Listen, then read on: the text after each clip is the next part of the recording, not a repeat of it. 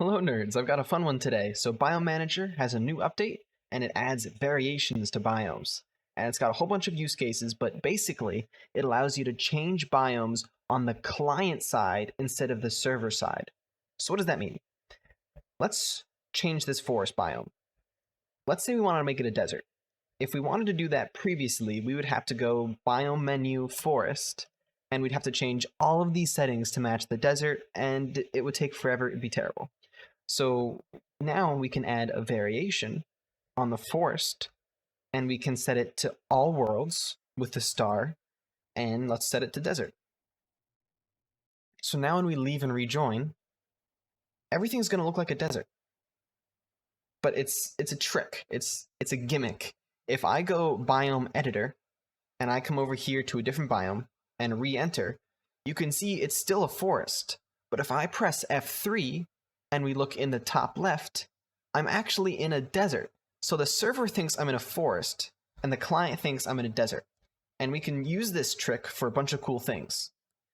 So what's the use case? My favorite use case for this is adding fall trees. So let's say we wanted to make colorful trees. We have a color palette here of 4 different colors, which means we're going to need 4 different biomes. So we're going to use biome create, and we're going to create some custom biomes. So we'll say forest 1, and before I hit enter, I need to default the namespace, and normally this just defaults to plains. But this time we're going to use forest. Because we're using this specifically for the forest, we might as well set it to default to forest. This means that our custom biome will inherit all the properties of the forest. Now, of course, plains and forest are basically the same thing.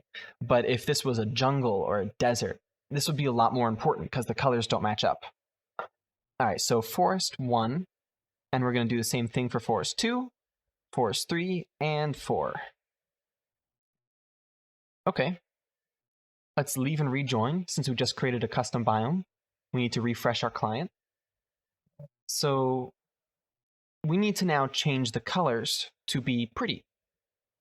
We're going to change just the leaf color today. And let's get these paint.net colors going. All right, so for forest 1, we're going to use FFF3B0.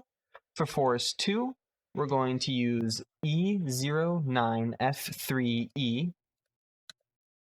For forest 3, we'll use this reddish color, the 9E2A2B. And last but not least, this dark red, 540B0E. But we're not done. We still have to add the variation.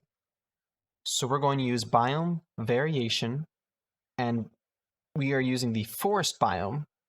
We're overriding it in every single world, and we want forest 1, we want forest 2, forest 3, and 4. So now, of course, these tab completions are getting quite big, but you can always narrow it down simply by starting to type out your option. So if I started to type out BiomeManager, you can see I'm now left with 4 options, and I want forest 4 at the end, so perfect. So now when I press enter, and I relog, we're going to see the pretty forest colors. All right, this is cool. I like this. But I kind of don't like all this red. It's pretty dark, don't you think? So let's change the distributions of this. So we have to set our command up again, biome variation forest for all worlds. And instead of going 100% of each biome, let's use different percentages. So let's say 35% forest 1, 35% forest 2, and 15% for forest 3, and that leaves us with another 15% for forest 4. Okay, so now when we relog, we should see a lot less red.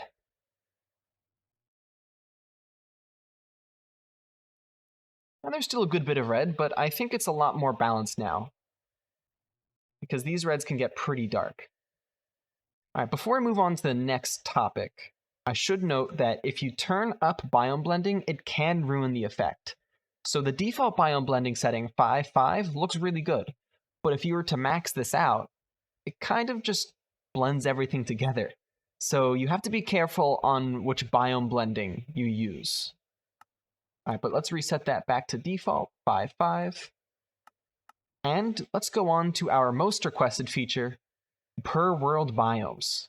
So per world biomes are technically not possible, but now with variations, we have a workaround.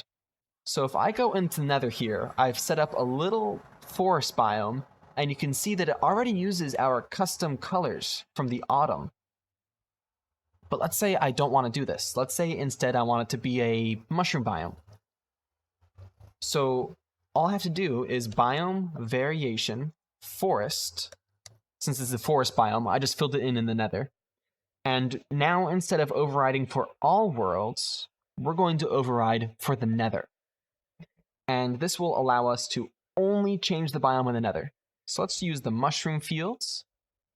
And when we leave and rejoin, we should see the bright green of the mushroom fields. And of course, if I press F3, you see the mushroom fields in the top left.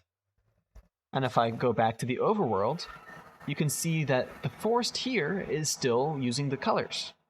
So now we can use per world biomes. But let's say that was a mistake. We actually wanted to use the fall colors in here. Easy fix. All you have to do is BiomeManager, delete variation, forest, because this is a forest variation, and we need to delete specifically the world nether variation.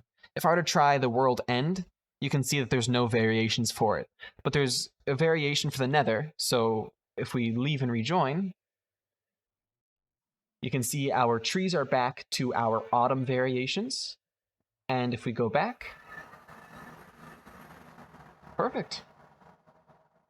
Of course, you probably want to change the grass colors as well, maybe add particles. You can do everything you would expect you can do. And I hope you enjoy this feature, and definitely show me this cool stuff you can build with it, because there's a lot of potential here. All right, good luck.